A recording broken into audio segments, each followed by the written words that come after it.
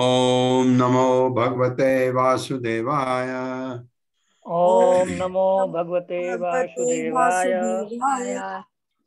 ओम नमो भगवते वासुदेवाय। ओम नमो भगवते वासुदेवाय। ओम नमो भगवते वासुदेवाय। ओम नमो भगवते वासुदेवाय।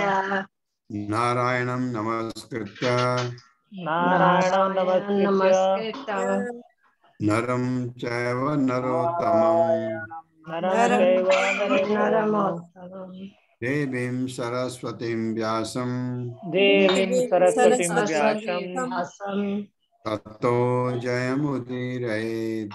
ततो जयमुदीरयेत्। नष्टप्रायेषु भद्रेषु नष्टप्रायेषु भद्रेषु नित्यं भागवत सेवया भागवत सेवया भगवते उत्तम श्लोके भगवते उत्तम श्लोके भक्तिर्भवति नैष्ठिकी। भक्तिर्भवति नैष्ठिकी। हरे कृष्णा, आप सबका स्वागत है। हरे कृष्णा प्रभु जी, हरे दंडवत कृष्णा प्रणाम। प्रभु जी, दंडवत प्रणाम। हरे कृष्णा। हरे कृष्णा प्रभु जी, हरे कृष्णा। Welcome back. हरे तो कृष्णा। आज 5वें श्लोक से है ना? जी प्रभु जी प्रभु जी। निमित्तानि अति अरिष्टानि काले तु अनुगते नृणाम् लोभाद्य धर्म प्रकृतिम दृष्टो वाचानुजम नृपः। निमित्तान्यत्यरिष्टानि, ये 3 शब्द जुड़े हुए हैं। निमित्तानि अति अरिष्टानि, कैसे भी पढ़िए। निमित्तान्यत्यरिष्टानि काले तु अनुगते नृणाम् लोभाद्य धर्म प्रकृतिम दृष्टो वाचानुजम नृपः। मेरे साथ पढ़िए। निमित्तान्यत्यरिष्टानि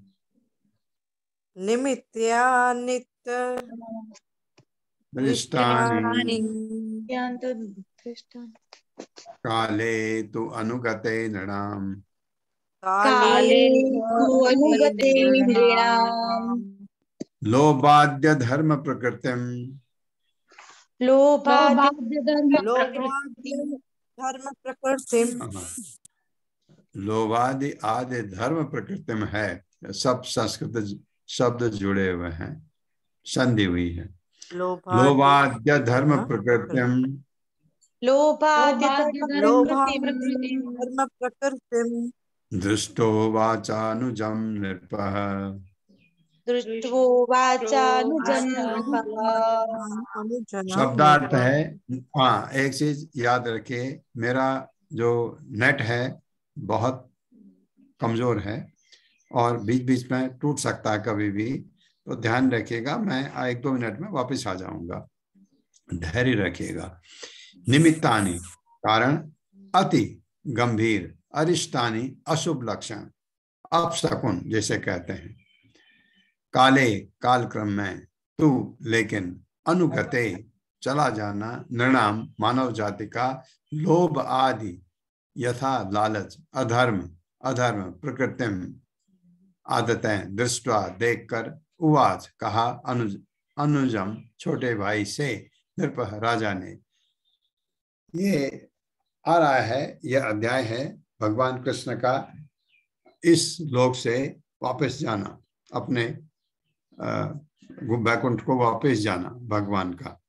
तो क्या होता है, जब भगवान इस धरती पर प्रकट होते हैं सब चीजें शुभ होने लगती हैं, हर चीज आपको लगेगा अच्छा हो रहा है।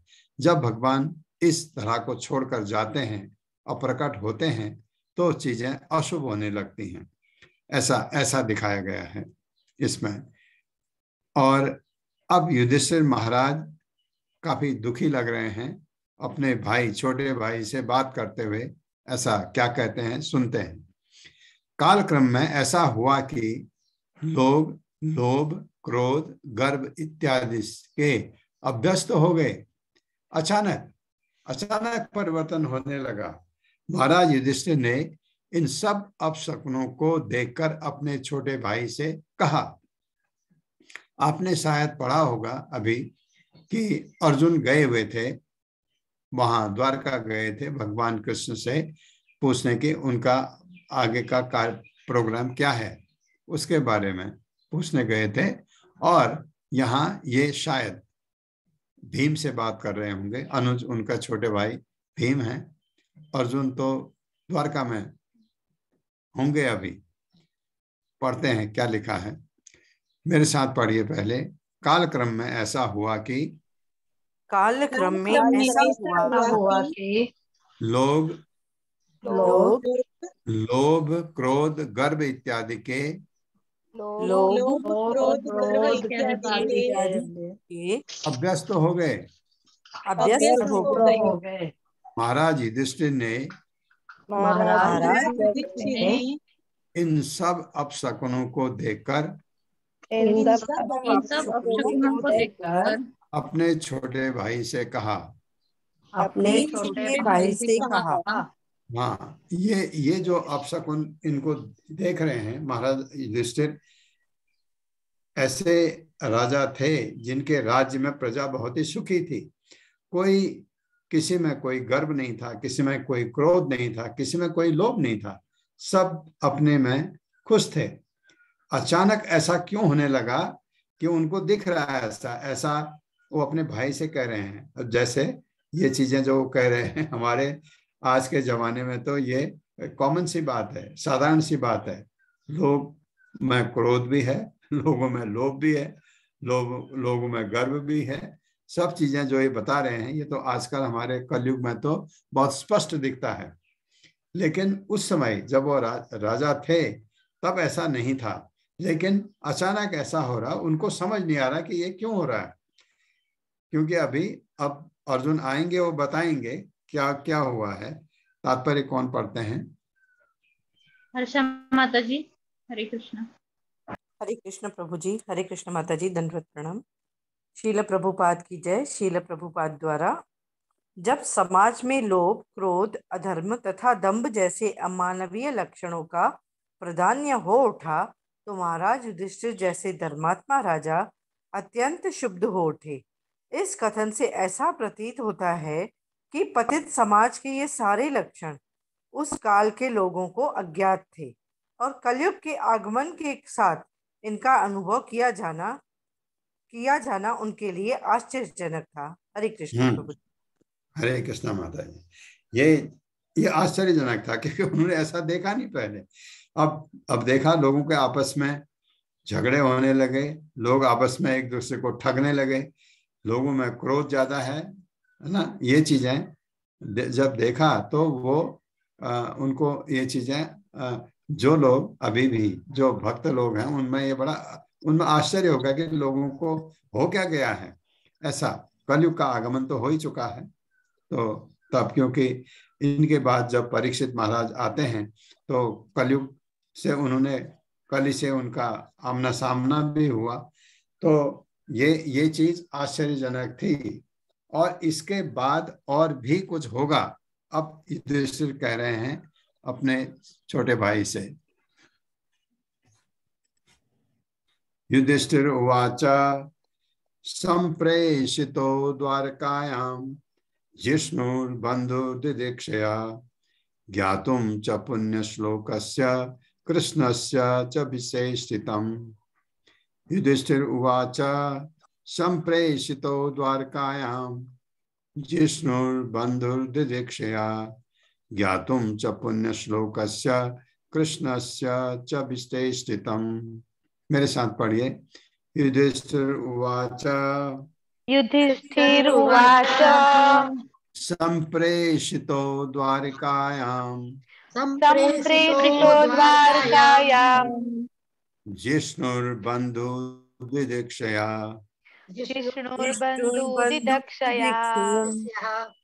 ज्ञातुं च पुण्यश्लोकस्य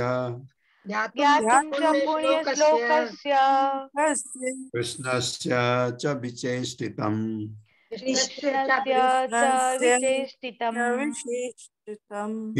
युधिष्ठिर उवाच सम्प्रेषितो द्वारकायां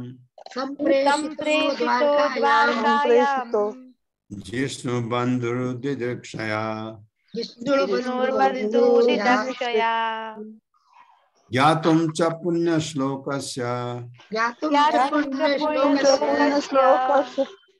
कृष्णस्य च विचेष्टितम्।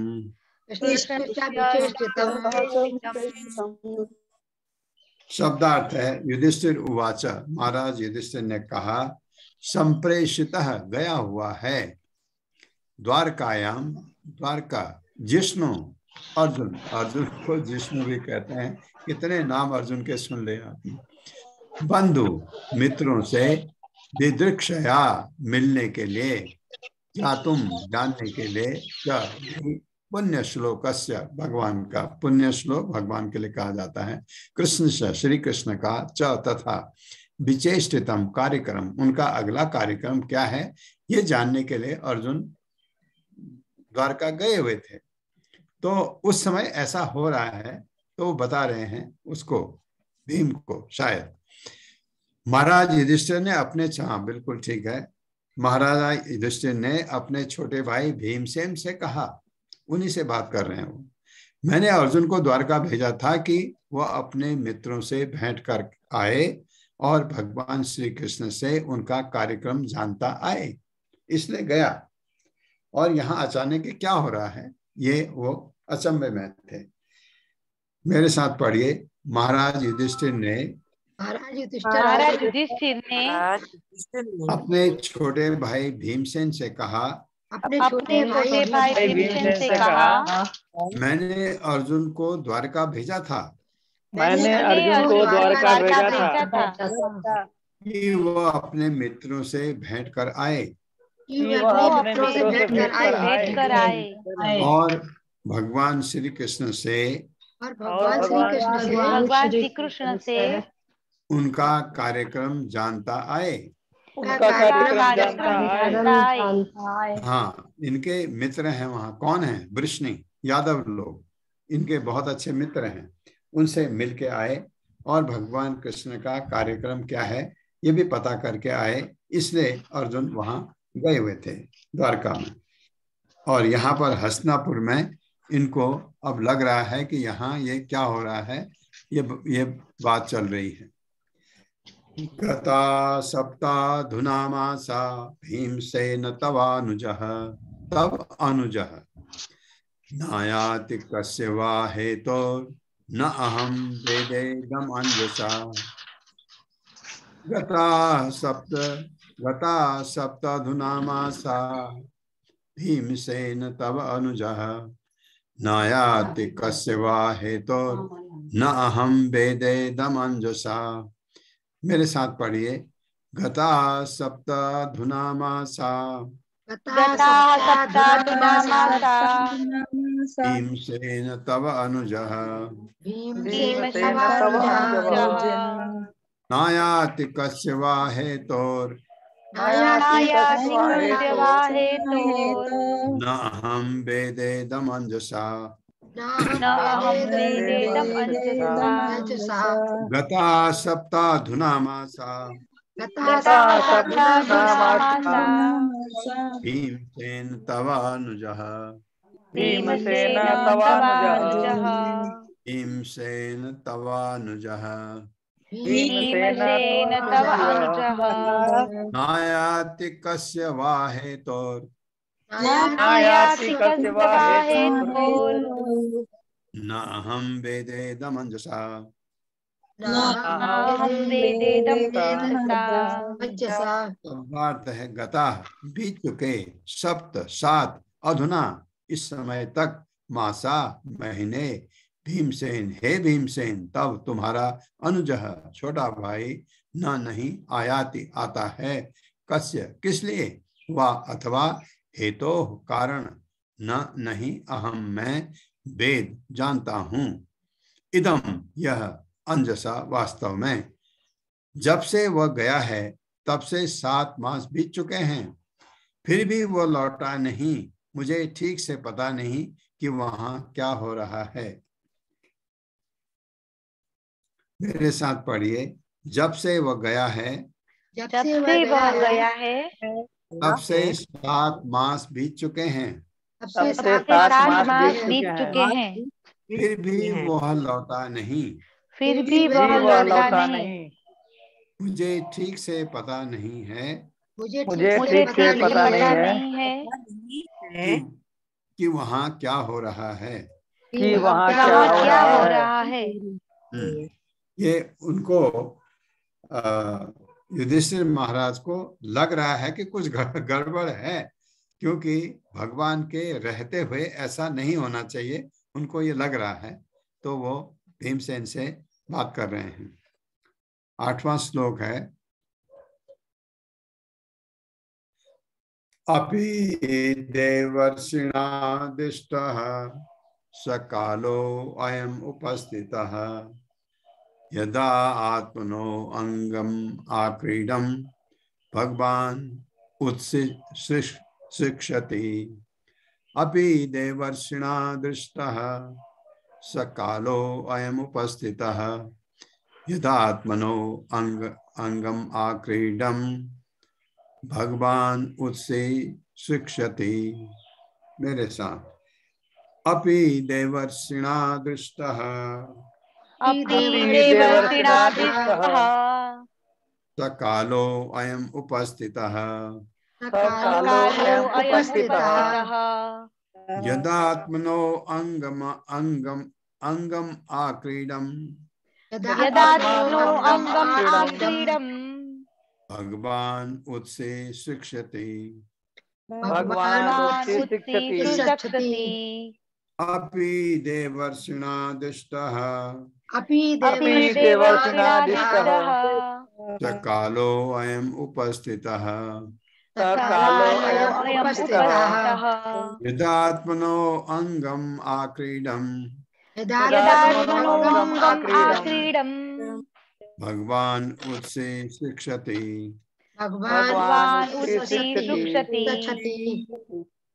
शब्दार्थ है अपि क्या देवर्षिणा देवर्षि नारद द्वारा नारद पहले कुछ कह के गए थे किसको युधिष्ठिर महाराज को आपको याद होगा कुछ कुछ कहा था नारद ने लेकिन वो अब समझ रहे हैं कि ये उन्होंने कहा था वो ये वही तो नहीं हो रहा।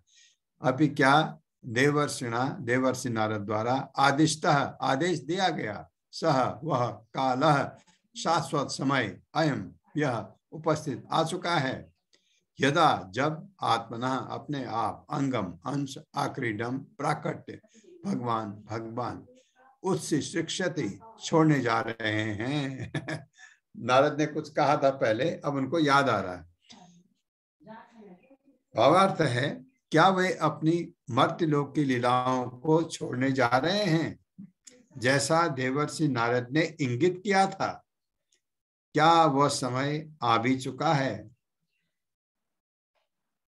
ज्ञानी थे युधिष्ठिर महाराज भगवान जब इस भौतिक जगत इस ब्रह्मांड को भौतिक जगत नहीं हाँ एक ही बात है भौतिक जगत का ये ब्रह्मांड को जब छोड़ के अपनी लीला अब दूसरे ब्रह्मांड में करेंगे क्योंकि इतने ब्रह्मांड है भगवान तो हर जगह लीला करते हैं तो जहां भी वो छोड़ के जाएंगे वहां अब अपशकुन होने लगेंगे।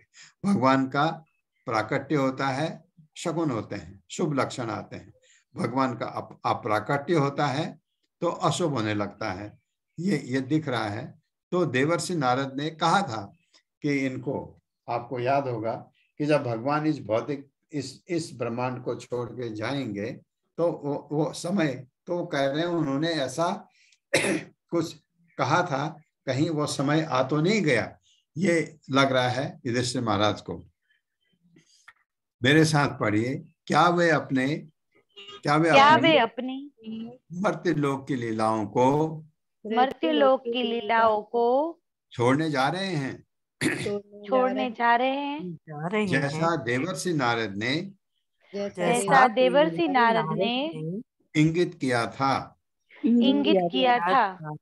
क्या वह समय आ भी चुका है? तात्पर्य। शारदा माता जी। हरे कृष्णा माता जी। हरे कृष्णा प्रभु जी। तात्पर्य शिला प्रभुपाद की जय। जैसा हम कई बार बतला चुके हैं, पूर्ण पुरुषोत्तम भगवान श्री कृष्ण के कई पूर्ण अंश हैं और इनमें से यद्यपि सभी समान रूप से शक्तिमान हैं, किंतु वे भिन्न भिन्न कार्य करते हैं। भगवत गीता में भगवान के कई तरह के कथन हैं और इनमें से प्रत्येक कथन विभिन्न अंशों या अंशांशों के लिए है।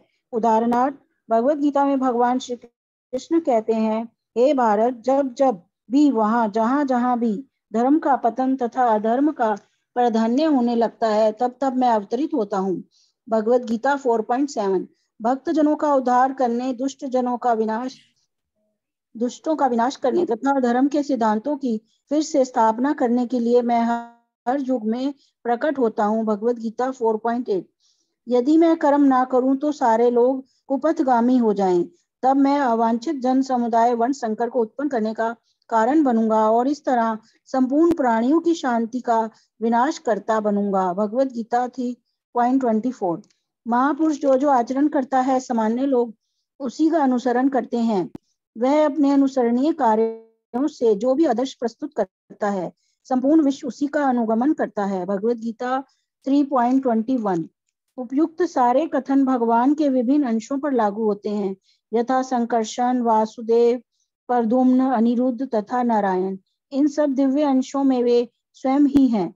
फिर भी श्री कृष्ण के रूप में भगवान अपने विभिन्न कोटि के भक्तों से विभिन्न प्रकार की दिव्य अनुभूति का आदान प्रदान करते हैं, तो भी भगवान कृष्ण अपने मूल रूप में ब्रह्मा के प्रत्येक 24 घंटों में या 8,64,000 सौर वर्षों के बाद प्रत्येक ब्रह्मांड में एक बार प्रकट होते हैं और उनकी सारी दिव्य लीलाएं प्रत्येक ब्रह्मांड में क्रमशः दिखलाई पड़ती हैं। किंतु निपट अनजान व्यक्ति के लिए भगवान कृष्ण, भगवान वासुदेव आदि के कार्य जटिल समस्याएं बने रहते हैं। स्वयं भगवान तथा भगवान के दिव्य शरीर में कोई भी अंतर नहीं है।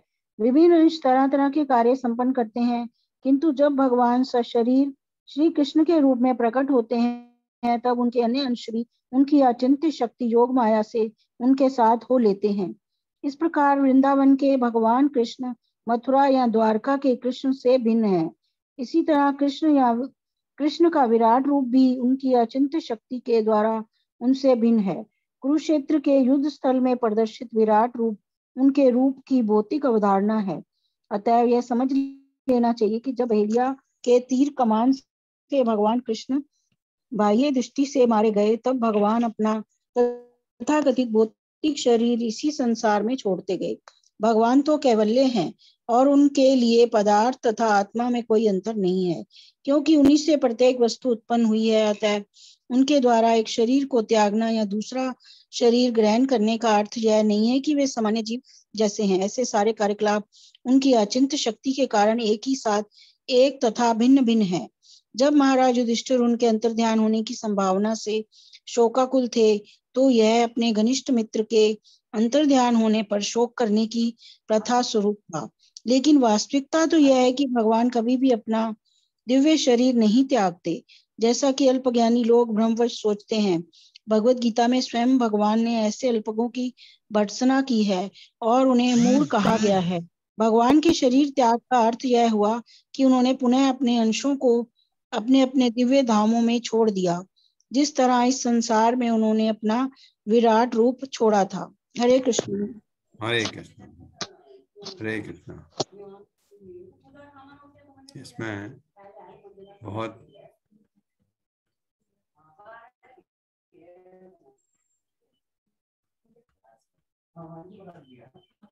हाँ, ये है तात्पर्य।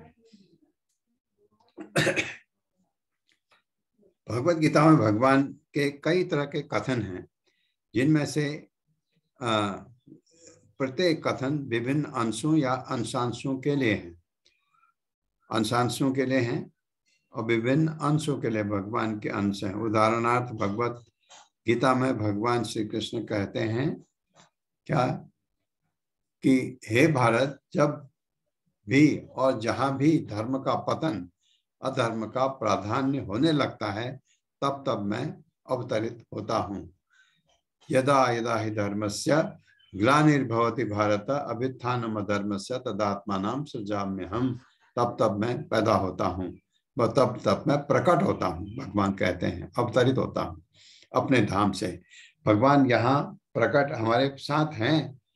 भगवान हमारे अंदर भी हैं, बाहर भी हैं। बाहर आपको दिखते हैं कभी कभी, तो आप कहते हैं नहीं दिखते हैं, दिखते हैं। कौन दिखते हैं? भगवान के प्रतिनिधि। भगवान हमारे लिए वही भगवान की तरह हैं जो भगवान के प्रतिनिधि हैं। जैसे स्वामी प्रभुपाद थे, उनके शिष्य हैं, ये भगवान के प्रतिनिधि हैं।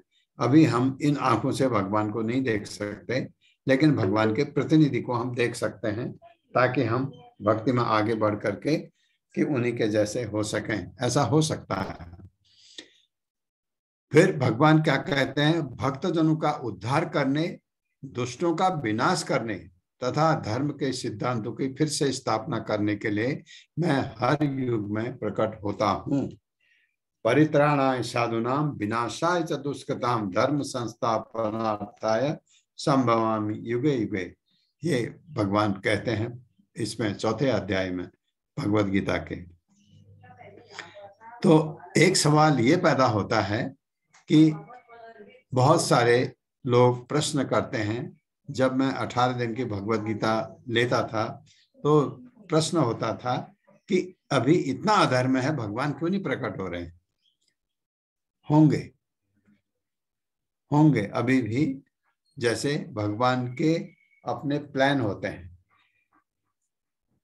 भगवान पांडवों को मदद करना चाहते थे, हमेशा किया भी उन्होंने। तो पांडवों ने इतने कष्ट क्यों सहे? पहले क्यों नहीं कर दिया मदद? ये सवाल होता है। तो प्रभुपाद ने बड़ा अच्छा उत्तर दिया कि भगवान की ये उनका जो अपना प्रोग्राम था कि सबको साथ, इसको पहले मारो, इसको बाद में मारो, इसको और बाद में मारो, नहीं, सबको इकट्ठा करके एक साथ। भगवान का ऐसा प्रोग्राम। कुरुक्षेत्र के युद्ध में सबके सब धरती का बोझ खत्म कर दिया भगवान ने एक ही साथ में। जो आपको लगता था कि इनको तो नहीं मरना चाहिए था, वो भी, क्योंकि उनमें भी गंदगियां बहुत आ चुकी थी। अब आप कहेंगे गंदगी हम में भी है, हमको क्यों नहीं मारा? नहीं, सबसे भगवान का प्रतिनिधि कौन होता है? राजा। प्रजा के लिए भगवान के प्रतिनिधि आध्यात्मिक जगत के लिए भक्त लोग हैं। जो भक्त हैं, आचार्य हैं, ये भगवान के प्रतिनिधि हैं हमारे लिए।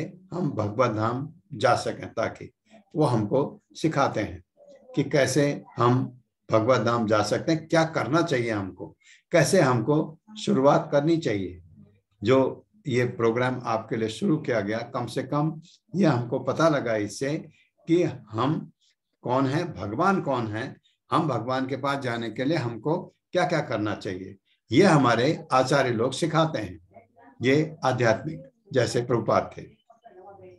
और प्रजा है जनरल, सारी प्रजा तो भक्ति नहीं करती है, वो भी भगवान की संतान हैं। भगवान उनका भी ध्यान रखते हैं कि उनके लिए एक ऐसा प्रतिनिधि हो उनका, जो उनका ख्याल रखे। वो कौन है? राजा। राजा, अब आप कहेंगे आजकल तो राजा नहीं होते हैं, तो जो भी है आपका डेमोक्रेसी में प्रधानमंत्री है या राष्ट्रपति है, जो भी ध्यान रखता है, वो प्रजा का ध्यान रखे। प्रजा का ध्यान रखने के लिए उसको खुद अच्छा होना चाहिए, ये बताया जाता है।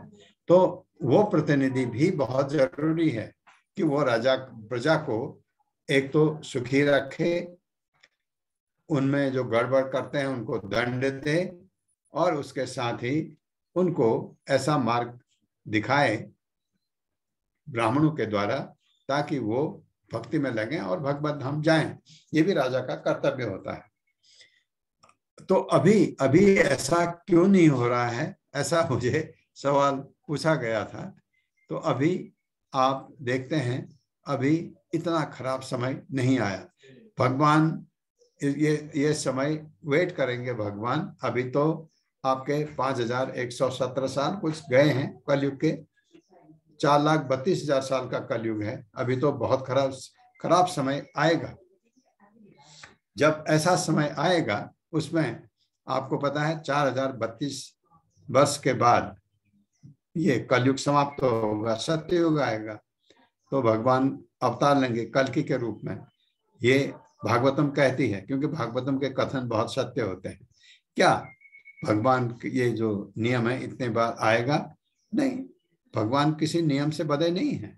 अगर भगवान को लगा कि अभी 4,32,000 साल पूरे नहीं हुए और उससे पहले जरूरत है किसी चीज का, तो भगवान किसी प्रतिनिधि को भी भेज सकते हैं इसको ठीक करने के लिए।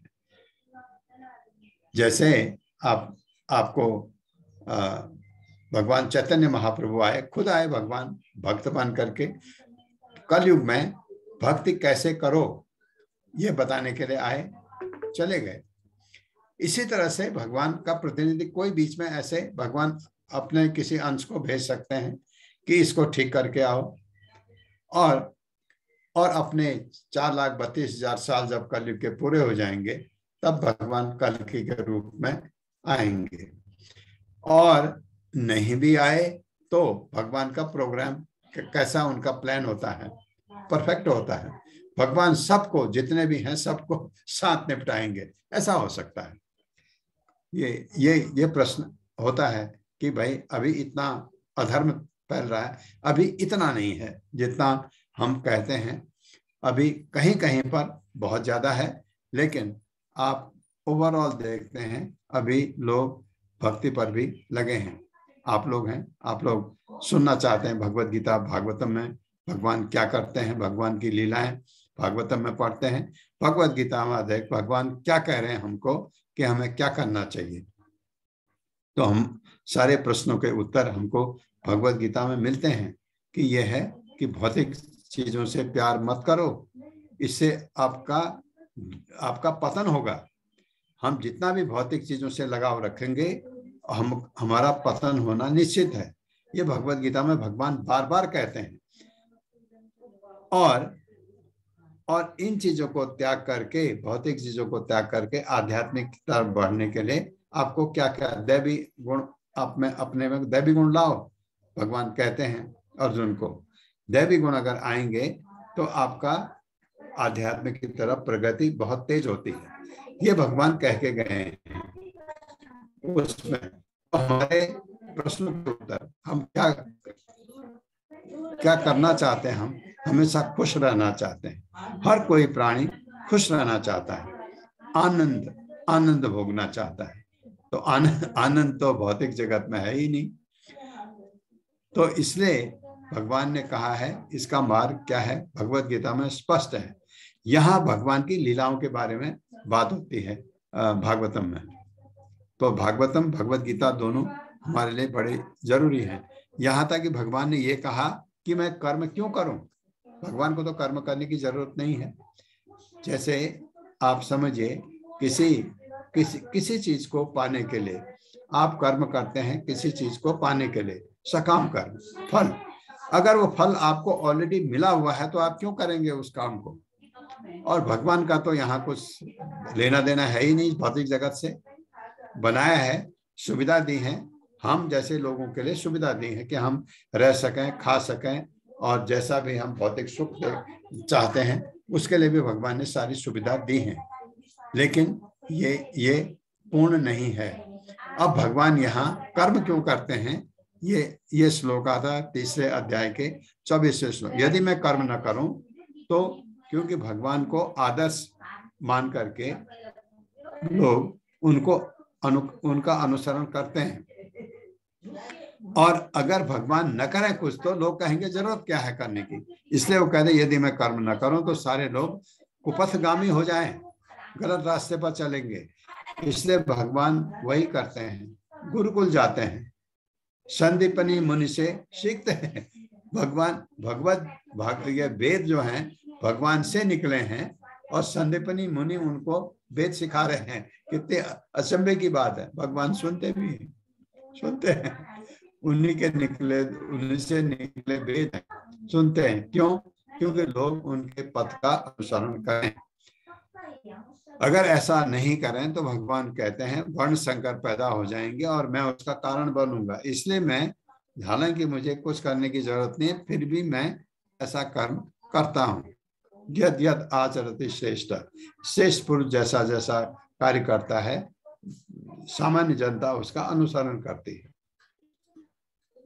महापुरुष जो जो आचरण करता है सामान्य लोग उसी का अनुसरण करते हैं। वो अपने अनुसरण कार्य सीखे आदर्श प्रस्तुत करता है, वही भगवान करते हैं।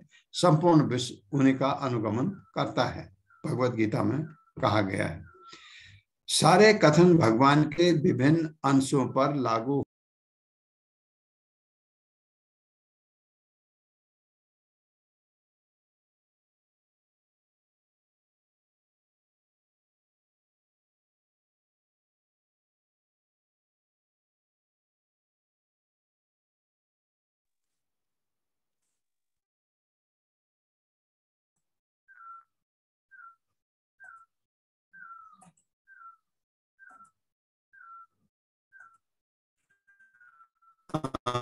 हरे कृष्ण।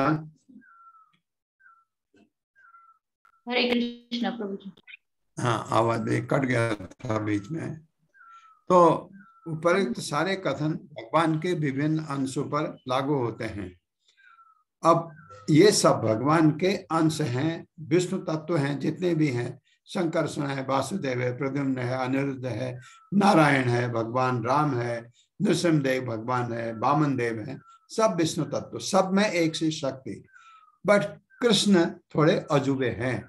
उसमें 4 चीजें आपको याद रखना है, वो विशिष्ट है भगवान कृष्ण में। आप किसी भगवान के गले लग सकते हो? कभी नहीं। किसी भगवान के सामने आप हंस सकते हो? कभी नहीं। भगवान कृष्ण के आप गले भी लग सकते हो, भगवान कृष्ण को अपने कंधे में उठा सकते हो, भगवान कृष्ण के कंधे में बैठ सकते हो। कहाँ? गोलोक वृंदावन जा करके। और जो भगवान के भक्त हैं उनमें भक्तों को पता ही नहीं है भगवान है, आकर्षण है। जैसे वृंदावन में भगवान के ग्वाल बाल थे, खेलते थे, भगवान के कंधे में चढ़ करके चल एक खेल करते थे चारागाह में। ये भगवान के साथ, ये उनका खास भगवान के 4 गुण।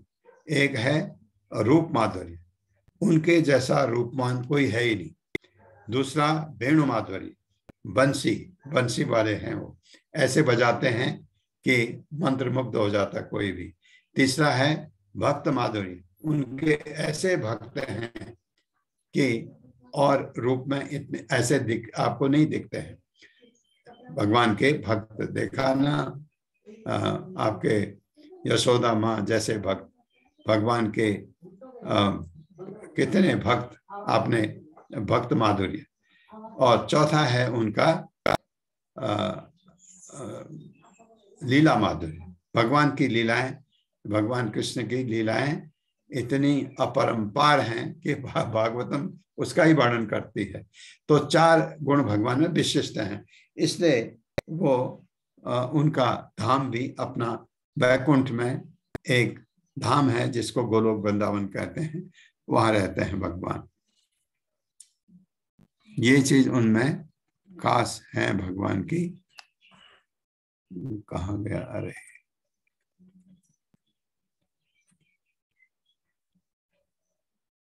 हाँ, ब्रह्मा जी के 24 घंटे यानी 8 अरब 64 करोड़ वर्ष, 100 वर्षों के बाद प्रत्येक ब्रह्मांड में एक बार प्रकट होते हैं। और उनकी सारी दिव्य लीलाएं प्रत्येक ब्रह्मांड में क्रमशः दिखलाई पड़ती हैं। अभी यहाँ हमारे ब्रह्मांड में थे भगवान, अब दूसरे ब्रह्मांड में जाने की तैयारी हो रही है। तो अपनी अचिंत्य योग माया के साथ हो लेते हैं, किंतु जब भगवान सशरीर श्री कृष्ण के रूप में प्रकट होते हैं तब उनके अन्य अंश भी उनकी अचिंत्य शक्ति योग माया से उनके साथ हो लेते हैं। भगवान के साथ भगवान आते हैं, पूरा अपना एंटोरेज लेकर के भगवान के साथ पूरा उनका दल आता है, पूरे सांसद साथ में आते हैं। कुछ भगवान के धाम से आते हैं, कुछ और वैकुंठ धाम से किसी लोक से आते हैं, कुछ स्वर्ग से भी आते हैं। इस प्रकार वृंदावन भगवान कृष्ण मथुरा तथा द्वारका कृष्ण से भिन्न हैं। वृंदावन के भगवान कृष्ण मथुरा या द्वारका के कृष्ण से भिन्न हैं। अब लगता है ना आपको ऐसा, भगवान कृष्ण वही हैं, भिन्न नहीं हैं, लेकिन द्वारका के कृष्ण जो हैं वृंदावन के, वो सबसे सर्वश्रेष्ठ माने जाते हैं भक्तों के लिए, क्योंकि भगवान की वहां जबरदस्त लीलाएं हुई हैं। इसी तरह कृष्ण का विराट रूप भी उनके अचिंत्य शक्ति के द्वारा उनसे भिन्न है। कुरुक्षेत्र के युद्ध में प्रदर्शित विराट रूप उनके रूप की भौतिक अवधारणा है। अतः यह समझ लेना चाहिए कि जब बहेलिया के तीर कमान से भगवान कृष्ण बाह्य रूप से मारे गए, तब भगवान अपना तथाकथित भौतिक शरीर इसी संसार में छोड़ते गए, क्योंकि उन्हीं से प्रत्येक वस्तु उत्पन्न हुई है। छोड़ते गए, भगवान तो कैवल्य हैं, उनके लिए पदार्थ आत्मा में कोई अंतर नहीं है, तो फिर शरीर कहाँ से आ गया ये? क्योंकि उन्हीं से प्रत्येक वस्तु उत्पन्न है। अतः उनके द्वारा एक शरीर को त्यागना दूसरे शरीर ग्रहण करने का अर्थ यह नहीं है कि वे सामान्य जीव जैसे हैं। ऐसे सारे कार्यकलाप उनकी अचिंत्य शक्ति के कारण एक ही साथ एक तथा भिन्न भिन्न है। अब यहाँ प्रश्न उठता है, हम कहते हैं भगवान का शरीर तो दिव्य है, तो भगवान ने ये शरीर छोड़ के दूसरा शरीर लिया, ये शरीर जो है भगवान का दिव्य है। इस भौतिक जगत के लिए भगवान अपनी योग माया से ऐसा भी कर सकते हैं, लेकिन ये मैं तो अभी भी इस पर विश्वास करता ही नहीं कि भगवान का शरीर कहते हैं वो जला दिया, जला नहीं, ये मैं उस पर बिलीव नहीं करता। क्योंकि यहाँ पर लिखा है इन्होंने, भगवत गीता में स्वयं भगवान ने ऐसे अल्पज्ञों की भर्त्सना की है और उन्हें मूढ़ कहा गया है जो भगवान के शरीर को भौतिक शरीर मानते हैं। भगवान के शरीर त्याग का अर्थ यह हुआ कि उन्होंने पुनः अपने अंशों को अपने अपने दिव्य धामों में छोड़ दिया। सारे भगवान जब अपने समाधि में बैठे, आएगा अभी इसमें, और भगवान अब क्योंकि इस भौतिक धरा को इस ब्रह्मांड को छोड़ के जा रहे हैं, तो उन्होंने जितना अपने साथ लाए थे सबको समेट लिया। सारे वृष्णियों को एक दूसरे से लड़ा करके खत्म किया मतलब भौतिक जगत में अपने धाम जाएंगे। इस तरह इस संसार में उन्होंने विराट रूप, जिस तरह इस संसार में उन्होंने विराट रूप छोड़ा था, विराट रूप दिखाया फिर छोड़ दिया, उसी तरह से ये प्रभुपाद कह रहे हैं। इस तरह से उसको समझा जाए, न कि भगवान का रूप भौतिक था। 9वां श्लोक है, यस्मानः संपतो राज्यं दारा प्राणा कुलम प्रजा आसन्न पत्न विजयो लोकास आसन्न पत्न विजयो लोकास यद अनुग्रहात् यस्मानः संपदो राज्यं दारा प्राणा कुलम प्रजा आसन्न सपत्न विजयो कोलास यद अनुग्रहात्। मेरे साथ पढ़िए, यस्मानः संपदो राज्यं धारा प्राणा कुलम प्रजा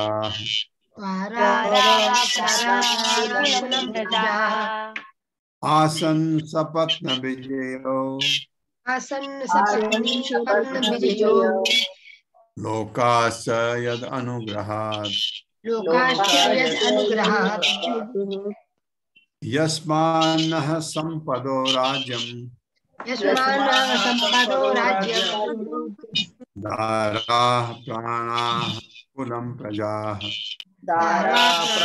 कुलम प्रजाः आसन सपत्न विजयो आसन्न सपत्न विजयो लोकास्य यद अनुग्रहात् लोकास्य यद् अनुग्रहात् शब्दार्थ यस्मात् जिससे न हमारा संपदा ऐश्वर्य राज्यम राज्य दारा पत्नियां प्राणा जीवनाधार कुलम वंश प्रजा प्रजागण आसन संभव हुए सपत्न प्रतियोगी विजय जीतकर लोका उच्च लोक में भावी निवास च तथा यत जिसके अनुग्रहात अनुग्रह से केवल उन्हीं से हमारा युधिष्ठिर महाराज कह रहे हैं केवल उन्हीं से हमारा सारा राजसी ऐश्वर्य अच्छी पत्नियां जीवन संतान प्रजा के ऊपर नियंत्रण शत्रुओं पर विजय तथा उच्च लोक में भावी निवास सभी कुछ संभव हो सका। यह सब हम पर उनकी अहेतु की कृपा के कारण है। हम जो इतना अच्छा देख सके अच्छा भोग सके सब उनकी कृपा है ऐसा कह रहे हैं युधिष्ठिर महाराज।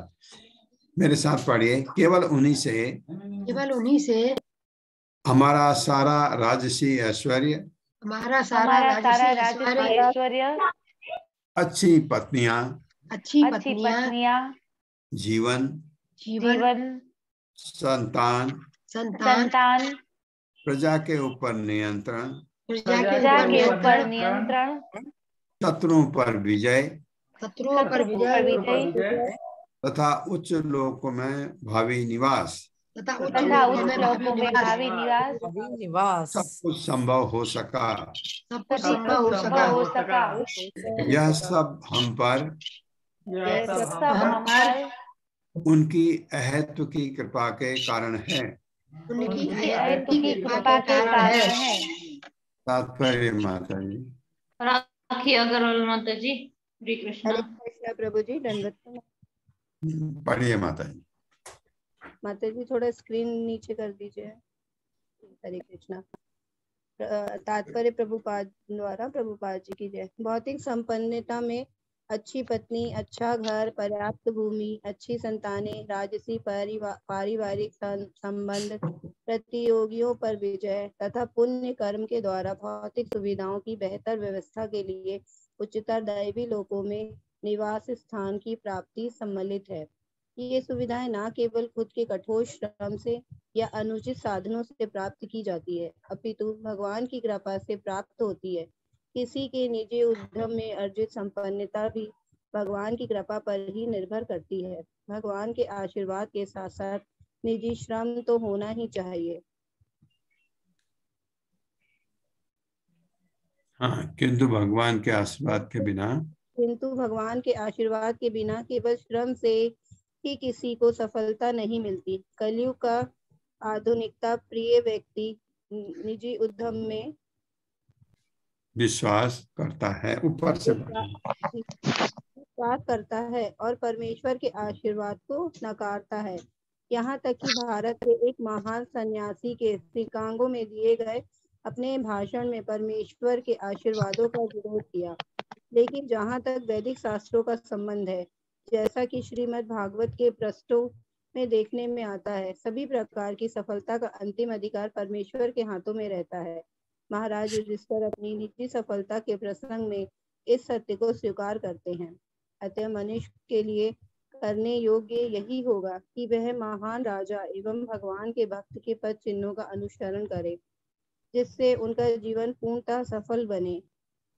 यदि भगवान की मर्जी के बिना कोई सफलता प्राप्त कर सकता था तो कोई भी चिकित्सक वैद्य अपने रोगी को चंगा करने में असफल ना होता।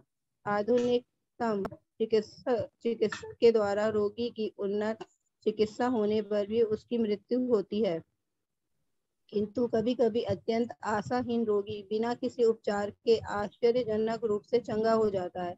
अतः निष्कर्ष यह निकलता है कि सारी घटनाएं चाहे अच्छी हो या बुरी, भगवान की मर्जी के कारण ही घटती है। किसी भी सफल व्यक्ति को अपनी सफलता के लिए भगवान के प्रति कृतज्ञता का अनुभव करना चाहिए। ये प्रभुपाद कह रहे हैं जो भी हमको सफलता मिलती है, जो भी प्राप्त होता है, उसमें भगवान का आशीर्वाद जरूर होता है, उसके बगैर नहीं हो सकता। ये कह रहे हैं प्रभुपाद ने कहा है, किसी ने ऐसा अमेरिका में जाकर के किसी हमारे देश के किसी आचार्य ने ऐसा व्याख्यान दिया था कि ये कर्मों के लिए भगवान का ये हाथ नहीं होता है, तो प्रभुपाद उसको विरोध कर रहे हैं। ऐसा नहीं है, जो भी कुछ आपको मिलता है या आपसे छिनता है वो भगवान की मर्जी से होता है। ये प्रभुपाद कह रहे हैं। इसमें सफलता के लिए के प्रति कृतज्ञता का अनुभव करना चाहिए। हम जब कोई चीज हमको प्राप्त होती है तो सबसे पहले धन्यवाद भगवान की तरफ आपका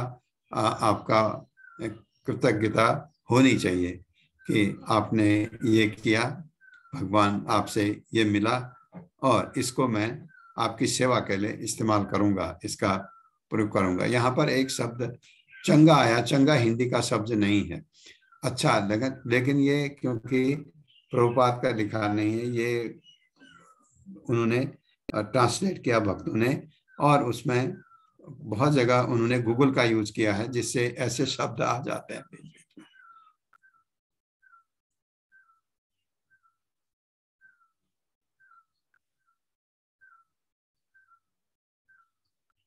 पश्योत्पातान् नरव्याघ्रः दिव्यान् भौमान् सदैहिकान् दारुणान् संसतो अधुराद्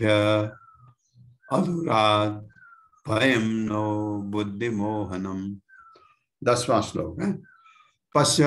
पश्योत्पातान् नरव्याघ्रः दिव्यान् भौमान् सदैहिकान् दारुणान् संसतो दूरात् भयं नो बुद्धिमोहनम्। मेरे साथ पढ़िए। पश्योत्पातान् नरव्याघ्रः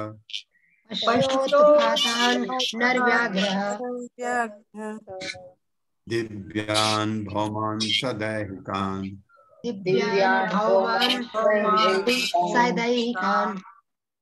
दारुणान् संसतो दूरात्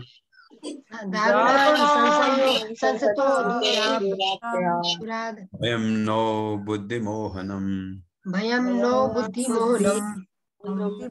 पश्योत्पातान् नरव्याघ्रः दिव्यान् भौमान् सदैहिकान् दारुणान् संसतो दूरात् अधूरात्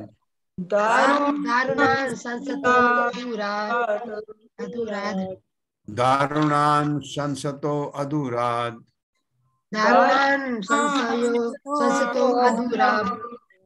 भयं नो बुद्धिमोहनम्। पश्य जरा देखो तो उत्पातों को नर व्याघ्र हे बाघ सदृश बल वाले मनुष्य। नर व्याघ्र कहते हैं जो बाघ के बराबर बलवान होता है। दिव्यान आकाश की या ग्रहों के प्रभाव से घटने वाली भौमान पृथ्वी पर घटनाएं, सदैहिकान शरीर तथा मन की घटनाएं, दारुणाम अत्यंत खतरनाक, संसतः सूचित करने वाली, अधूरात निकट के भविष्य में, भयम भय खतरा, नह हमारी बुद्धि को, मोहनम मोहग्रस्त करने वाला। हे पुरुष व्याघ्र, किसको कह रहे हैं? युधिष्ठिर महाराज भीमसेन को। हे पुरुष व्याघ्र, जरा देखो तो कि दैवी प्रभावों, पृथ्वी की प्रतिक्रियाओं तथा शारीरिक वेदनाओं के कारण उत्पन्न होने वाली कितनी खतरनाक आपदाएं हमारी बुद्धि को मोहित करके निकट के भविष्य में आने वाले खतरे की सूचना दे रही हैं। आपको लगता है आपके फ्यूचर खतरनाक है, भविष्य अच्छा नहीं है, तो ऐसे चीजें घट रही हैं। मेरे साथ पढ़िए, हे पुरुष व्याघ्र, हे पुरुष व्याघ्र, जरा देखो तो जरा देखो तो कि दैवी प्रभावों पृथ्वी की प्रतिक्रियाओं तथा शारीरिक वेदनाओं के कारण उत्पन्न होने वाली कितनी खतरनाक आपदाएं हमारी बुद्धि को मोहित करके निकट के भविष्य में आने वाले खतरे की सूचना दे रही हैं। हाँ, देखिए, आपको पता लगता है जैसे बहुत ज्यादा बारिश हो रही है तो आपको लगता है कि फ्यूचर क्या है, बाढ़ आने वाली है, गांव डूबने वाले हैं, तो देश में आपदा आने वाली है, ऐसा लगता है। और अभी भी जो चीजें चल रही हैं, युधिष्ठिर महाराज को लगता है कि भविष्य में बहुत कुछ खराब घटने वाला है। तात्पर्य माता जी। संतोषी गुप्ता माता जी, हरे कृष्णा। हरे कृष्ण माता जी। श्री प्रभुपाद जी की जय। श्री प्रभुपाद जी के द्वारा तात्पर्य सभ्यता की भौतिक उन्नति का अर्थ है 3 प्रकार की आपदाओं की प्रगति जो दैविक प्रभावों के कारण, पृथ्वी की प्रतिक्रियाओं के कारण एवं शरीर या मन की वेदनाओं के कारण है। नक्षत्रों के दैविक प्रभाव से अनेक विपत्तियां आती हैं, जैसे अत्यधिक गर्मी, सर्दी, वर्षा या सूखा तथा स्क्रीन ऊपर से पढ़िए, इनके बाद के ऊपर से पढ़िए माता जी, इनके बाद के प्रभाव से जी, इनके बाद के प्रभाव से दुर्भिक्ष, रोग तथा महामारी आती है। इन सब का सम्मिलित फल होता है शारीरिक तथा मानसिक क्लेश। मानवकृत भौतिक विज्ञान इन 3 प्रकार की आपदाओं का प्रतिकार करने के लिए कुछ भी नहीं कर सकता। ये सब परमेश्वर की अध्यक्षता में उच्चतर शक्ति माया द्वारा दिए जाने वाला दंड है। अतएव भक्ति में सेवा द्वारा भगवान के साथ हमारा निरंतर संपर्क हमें राहत प्रदान कर सकता है और हम विचलित हुए बिना हमारे मनुष्योचित कर्तव्यों का पालन कर सकते हैं। फिर भी असुर जन जो ईश्वर के अस्तित्व पर विश्वास नहीं करते, वे इन तीनों प्रकार की आपदाओं का सामना करने के लिए अपनी खुद की योजनाएं बनाते हैं। अतएव वे हर बार विफल होते हैं। भगवत गीता 7.14 में स्पष्ट कहा गया है कि तीनों भौतिक गुणों के बाहकारी प्रभाव के कारण भौतिक शक्ति की प्रतिक्रिया को कभी जीता नहीं जा सकता। इन्हें वे ही जीत सकते हैं जिन्होंने भक्ति भाव से भगवान के चरण कमलों की शरण ग्रहण कर ली है। हरे कृष्ण। हरे कृष्ण। बहुत बड़ा स्टेटमेंट लिखा है आखिरी में। देखिए, 3 प्रकार की हमने विपत्तियां झेलते हैं हम इस भौतिक जगत में। एक क्या है? आध्यात्मिक, हमारे शरीर या मन से जो हमको मिलता है। कोई कम कर सकता है इसको, ज्यादा कर सकता नहीं। दूसरा, जो आपके चारों तरफ से आपको मिलता है, आपके अपने घर के लोग, अपने पड़ोस के लोग, आपके समाज के लोग, जहां आप काम करते हैं वहां के लोग आपको तकलीफ देते हैं। ये दूसरे प्रकार का। तीसरा है दैवी। अब भूकंप आ गया, बाढ़ आ गई, सूखा पड़ गया, ये दैवी है। इसको, इन 3 प्रकार के ताप से हम बच नहीं सकते। कहाँ? भौतिक जगत में। तो इसका क्या अर्थ है? ये जो कहा है आखिरी में, इन्हें वे ही जीत सकते हैं जिन्होंने भक्ति भाव से भगवान के चरण कमलों की शरण ग्रहण कर ली है। उन पर जिसने भगवान की शरण ग्रहण कर ली है, भगवान को आत्मनिवेदन वाला जो है, अपने को न्यौछावर, अपने को भगवान की शरणागत ले ली है, उन पर इनका असर नहीं होता है। क्या मतलब? धूप नहीं आएगी उनको नहीं फर्क पड़ता, ठंड नहीं आएगी उनको नहीं फर्क पड़ता, दैवी प्रकोप हो गया उनको नहीं फर्क पड़ता है, फर्क पड़ता है हमको, क्योंकि हम भौतिक चीजों से लगे हुए हैं, जुड़े हुए हैं। ये आखिरी वाला स्टेटमेंट बहुत अच्छा लिखा प्रभुपाद ने। उन पर असर नहीं पड़ता जो भगवान के शरणागत हो चुके हैं। जो हम भक्ति कर रहे हैं हम पर आंशिक प्रभाव पड़ता है। हम ये सब सोचते हैं भगवान की कृपा है, भगवान ने ऐसा कर दिया है, इसको ऐसे ही सहो। इतने तक बुद्धि तो हम में भी आ गई, लेकिन हम इतने आगे नहीं बढ़ पाए कि हम पर इनका असर ही ना हो, क्योंकि हम भौतिक जगत से अभी भी जुड़े हुए हैं। और ये लोग जो भगवान के शरणागत हो चुके हैं वो भगवान इस भौतिक जगत से अपने को बिल्कुल अलग कर चुके हैं, उन पर इनका प्रभाव का सवाल ही नहीं होता है। ओम अज्ञान तिम्रांधक्ष ज्ञानांजन शलाकया चक्षुरुन्मिलितं तस्मै श्री गुरुवे नमः। नमो विष्णुपादाय कृष्ण पृष्ठाय भूतले श्रीमते भक्ति वेदांत स्वामिनिति नामिने। नमस्ते सारस्वती देवे गौरवाणी प्रचारिणे निर्विशेष शून्यवादी पाश्चात्य देश तारिणे। जय हो श्री कृष्ण चैतन्य प्रभु नित्यानंद श्री अद्वैत गदाधर शिवासादि गौर भक्त बंद। हरे कृष्णा कृष्ण कृष्णा हरे हरे, हरे राम राम राम हरे हरे।